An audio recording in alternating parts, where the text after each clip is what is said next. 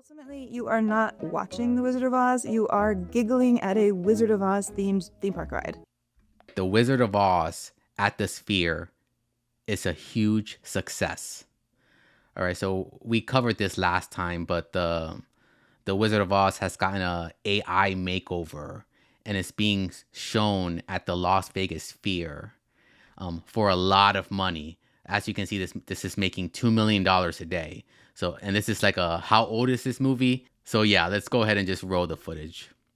We had to figure out super resolution, outpainting, and performance. We've talked about doing it in different ways, and we realized that we really needed to do it with AI. It's more than just like, okay, we're taking a small video and we're...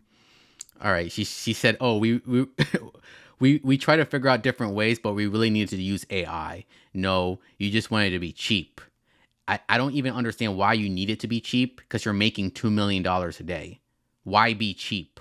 Making it a big video with more pixels. It's like making sure that the nuance and the detail is there. The super resolution team found that AI models actually improved substantially if we fine-tuned those models on the actual material and references from the original film. When the original movie's in a rectangle, sometimes the characters enter or exit frame and their parts of their body are cropped off, and we have to restore that. So we call that character outpainting. So for example, I really want to see Dorothy. Okay, so we kind of saw a lot of this before, but they're basically explaining the process of how they used AI to add in things that weren't there before and make the picture bigger. And, instead of it being like a 16:9 movie footage, it's filling up a whole dome. So with her shoes on at this. Now, it's really cool. Don't get me wrong. It's really cool in theory. But in practice, frame, but I don't. If I've ever seen Dorothy's shoes on one frame, using these generative AI techniques, I can now show the shoes in a future one that we could not see her feet. The AI knows about Dorothy's shoes because we fine-tuned it on the Wizard of Oz movie. We've achieved outpainting results that are just magic. Performance generation is what we use when a character leaves the frame. You gotta figure out where they went because the audience is gonna see them at the Sphere because of the wider field of view. A good example is when Dorothy is talking to Aunt Em and Miss Gulch, Uncle Henry is off screen. So performance generation is like, what is he doing right off screen? Can we generate the rest of... By the way, for those of you new to my channel, I don't condone any of this. Like, I think the one place AI shouldn't be a part of is like, I can't even say that. I was going to say AI has no place in art, but like even I use a little bit of AI for like, my commercials and stuff.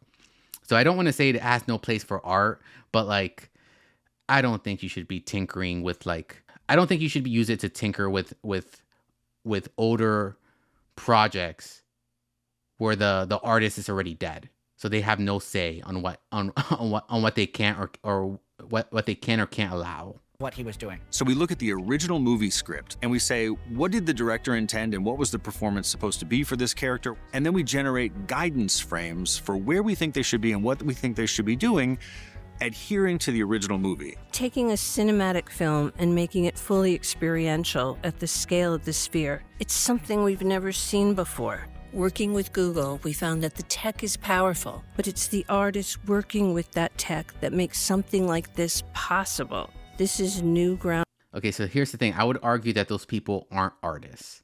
They are engineers. They're not actually like the AI is doing all the artistic work. It's like they're not over here designing shoes for the movie. They're just inserting all the footage of Dorothy's rubies, and then it's making like, fake footage of it. It's not them. They're not drawing or anything. So I don't know if I can call them an artist. For all of us, we've pushed AI further than ever on this project, and it's still evolving. It's never totally finished. Our hope is that the technology that we're using to create this illusion disappears, and the audience just feels like they're there on that same journey with these characters. Oh, we're almost there at last. It's beautiful, isn't it? Just like I knew. I will say the timing of this is perfect for just in a pure business sense, the timing is perfect because, you know, like Wicked was one of the biggest movies last year. And I believe the sequel is supposed to be coming out this year. And for those of you who don't know, Wicked's supposed to be like a prequel to The Wizard of Oz. So like Wicked already has like such a huge fan base, and all those people that love, you know, that musical are going to go see this.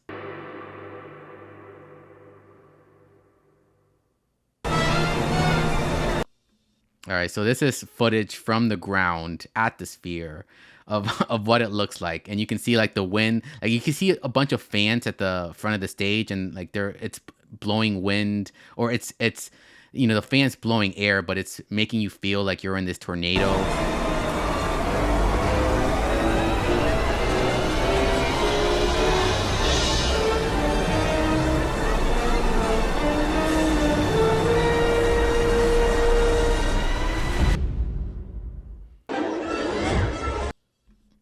All right, and this is the scene where they're like the flying monkeys are attacking them, and look how crappy these AI monkeys look. Look at that. Why is the monkey like? It doesn't even look like the monkey's part of the footage. Like the monkey looks like he looks like a midget. Like he looks so small compared to the scarecrow. Like why would this, like the scarecrow? You could knock this monkey out with like one hand. And it's not, oh my God, it's not even part of the footage. Like, I can't tell if this is an actual AI monkey on the footage or if this is an actor that they have with like a rope hanging there in the actual theater. I can't tell.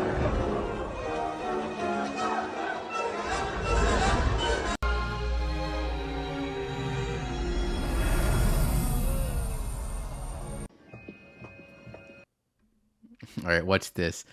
I've shared 6 videos showing what's amazing about Wizard of Oz at Sphere Las Vegas. Here are my unpopular opinions on what I did not like. 1, they cut almost 30 minutes out of the original film. All right, how does that work? Like what 30 minutes did they cut out?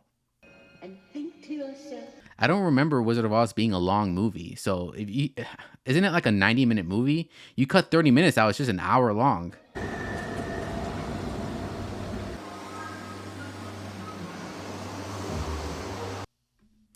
All right, number 2, heavy use of AI to touch up the film and remaster scenes. Faces sometimes look distorted. AI is very controversial.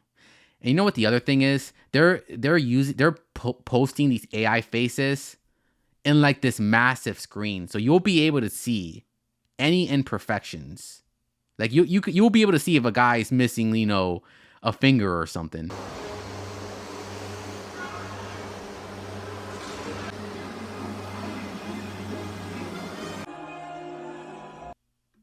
Number 3, the best special effects occur in the first few scenes, and there is no wow factor at the end. Minor gripe. I mean, if they cut out 30 minutes of the movie, then it's like that's the whole movie. Like the Dorothy shows up at Oz, and then like the next scene is they're at the castle. Like it's over. Though if I had to guess the reasoning, it's probably because this isn't really going to see The Wizard of Oz. This is more going to experience The Wizard of Oz. So they probably took out all of the footage that is just, you know, 2 characters talking, and they just want to focus on like the quote unquote action scenes. Not that Wizard of Oz has action scenes, but like just the spectacle of it, you know?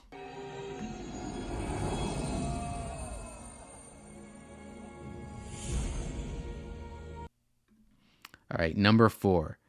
Tickets start at $109 per person. Not super crazy, but for a family of 4, this is a $436 matinee movie before snacks. Would love to see some value options. All right, so this is where I'll disagree with this person. This isn't a matinee movie. This is an experience. Like, you're not just sitting down watching a movie. Like, they have fans blowing air. They have seats that probably shake when, you know, something happens. There's people in monkey costumes hanging off of ropes. Like they want you immersed in the experience. They want you to actually feel like you're at Oz.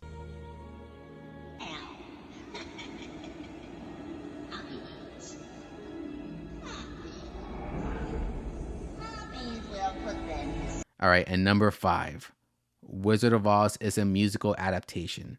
This movie only had 1.5 actual songs because so much was cut. Okay, so that answers my question. What was cut? The musical sections. So yeah, Wizard of Oz is a musical movie. So the fact that they took out all the music numbers, I guess that makes sense.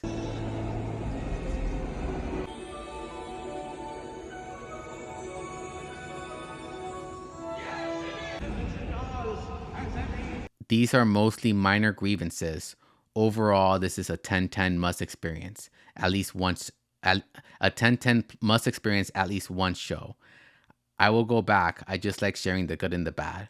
Okay, so this person is kind of like me. They can nitpick something they like without hating on it. I think people on the internet are so black and white. Like if you say something negative about like a song you like, they just assume you hate the song. Like if you say like, the new Kanye album was good, but I didn't really like that, he was using too much auto-tune and blah, blah, blah. And they'll be like, oh, you didn't like the album. Like, no, I like the album. It's just, you can critique things and still like them. So even though this lady is saying like, oh yeah, like it sucks that they took out the songs, they took out 30 minutes of footage, and they had ugly AI stuff all over the screen. But besides all of that, it's still a fun experience, which I can understand. Like this does look like a fun experience.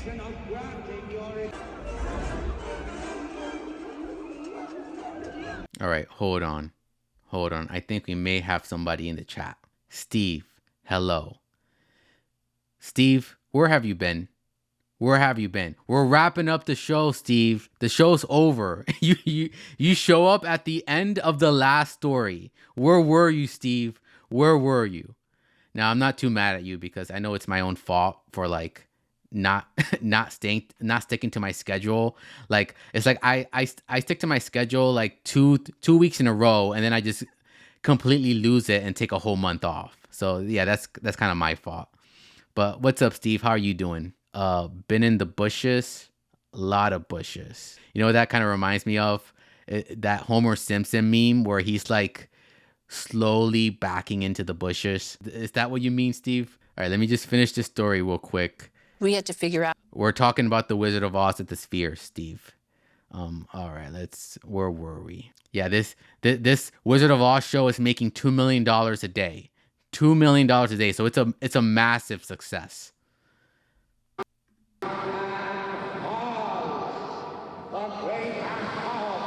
There's no place like Sphere? That is the multi-million dollar gamble that Sphere has made in reworking the original Wizard of Oz for its $2.3 billion. Wait, hold on, let me rewind that. They have so that's the Sphere. Those must be some really big shoes then. Really big shoes. The original Wizard of Oz for its $2.3 billion venue. But hey, Las Vegas is for gamblers, so I put on a pair of red shoes and went to the premiere. I had to see how you adapt a rectangular movie screen to a domed venue. I had to see what they cut out to make the movie 70 minutes long. Also, I had to see how the original handmade special effects that I love from 1939 look sharpened up by high-tech visual artists and AI. I'm not gonna lie, those are exactly the reasons why I want to see the movie. Like Obviously, I don't want to support anything that was made by AI like this, so I'm not going to. But the tech nerd in me is interested to see like what did they keep in the movie? Like what ugly AI stuff did they like try to shove in the movie that like just sticks out like a sore thumb? Like I'm going more for like a curiosity's sake, you know? There are reasons why The Wizard of Oz needs a modern boost. Example, in 1939, the matte painted backdrop of the entrance to the wizard's throne room was 4 feet tall and done in pastel chalk on cardboard. Sphere blows that image up to the size of 3 football fields, and it looks good. Here's what works. The opening sepia sequence is fantastic once you deal with the weirdness that now everything in Kansas is in focus, and that Sphere has filled the massive image by adding more stuff. Now, there is a cow on screen when Dorothy sings Somewhere Over the Rainbow, and when she gets the line about bluebirds, you can see those too. The tornado has been totally redone. The camera goes inside the storm, and sitting in our seats, we're getting whipped by real air, very intense wind, and tissue paper leaves. It is awesome. Yet, when we land in Oz, The sphere version, all amped up, is half dazzling, half distracting. The problem is the Munchkins and the people of Emerald City. In gigantic 16K resolution. So to me, this is more like an hour-long theme park ride than it is a movie. The digitalized extras pull too much focus. When Dorothy is sobbing, you can see all of their faces and they just look bored. All of the physical props in the room are great. We get hit by scented foam apples, dust. The crazy thing is, like, why doesn't the, I don't know who owns the Las Vegas Sphere, but why don't these people get in touch with like someone from Hollywood and actually create from the ground up like a movie to be shown here? Like instead of going the cheap, most greediest, most corporate, we just want your money way of doing this, why not just actually put in an actual genuine, like put in genuine effort into making like an actual special, something special for the audience to take in, like instead of just pandering to our nostalgia.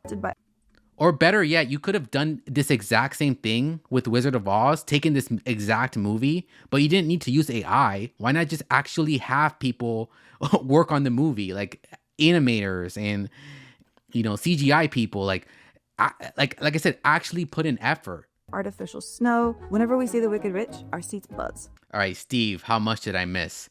The whole show, Steve. You missed the whole show. This is the last story. With 30 minutes edited out, the pace is so fast that it's an experience more than a movie. Ultimately, you are not watching The Wizard of Oz, you are giggling at a Wizard of Oz themed theme park ride. Okay, me and this girl on the same page.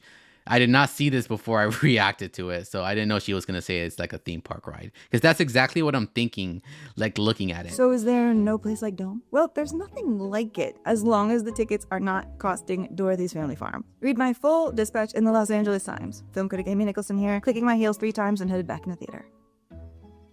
Here it is. All right, what does this say? Apples falling from the sky inside the Sphere Vegas.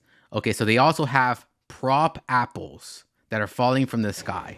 Where do you want to be on first?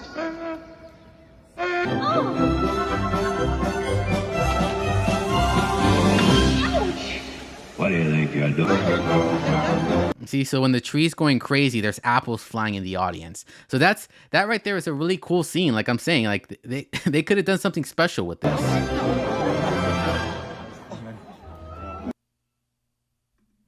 All right, and those apples are on sale at eBay for $250. That's more than the price of the ticket. So if you guys are smart, buy a ticket and grab an apple, and it'll pay for the ticket. All right, and I think that's the end of the clip. All right, let's go ahead and go back to this show. Let's go ahead and go back to the chat. Steve, how much did I miss? Yikes. Yeah, Steve, you missed the whole show. Don't feel too bad. Like we didn't go over anything super important. Like what did we go over? We went over like Snoop Dogg talking about, lesbian couples in Disney movies. We went over Drake and Bobby Altoff. Can you believe it? Bobby Altoff, after she retired, she's already back with a new podcast, and she already has Drake on the new podcast. What else did we cover? Justin Bieber impersonator performing at Las Vegas. I Love McConan working at a fast food restaurant. The guy that had the song Tuesday. But yeah, nothing important. But then again, you guys should know that we're never going to cover anything truly important on this show. This is an entertainment show. I did start the show off with just talking about the Charlie Kirk incident that happened yesterday. And basically just saying that when I conceived of this show, I didn't want to cover political topics on this show. Like my very first trailer for this show is actually me ranting about how we're not going to cover political topics on this show. And the only reason for that is because one, political news is always negative, and I don't want to have a negative show where we're just ranting and raving about the world. And two, I wanted to cover entertainment topics. So like this is more TMZ. This is not, CNN or any of those other news stations. Like we're not covering anything super serious. So we're always just going to cover the fun stuff. But yeah, that's let's go ahead and see what the Twitchers are saying. All right, no Twitchers. Introducing the late night show with your host, Cuddy Bino. Live streamed on both YouTube and Twitch. Search Cuddy Bino for more information.